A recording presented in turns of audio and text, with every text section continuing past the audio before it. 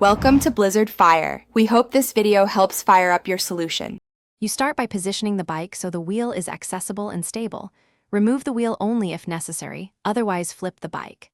First, shift to the smallest cog to ease removal, then release the axle or quick release. Let all air out, press the valve core to be sure. This reduces bead tension and prevents damage. Once done, run a quick inspection of rim tape, valve stem, and tire bead orientation so you know what to expect when you begin prying. You need to break the bead by pressing the tire sidewall inward around the rim. Use your thumbs or the heel of your hand and move sequentially.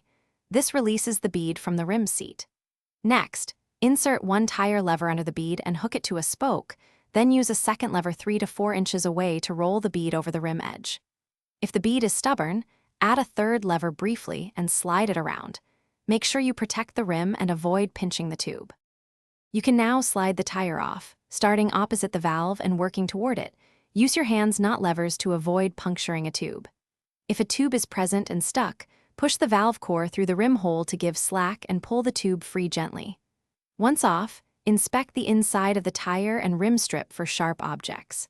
If the bead won't free, apply soapy water to lubricate, work small sections at a time, and reassess. This prevents worst-case rim or tire damage. Thanks for watching. If you found this helpful, don't forget to like and subscribe.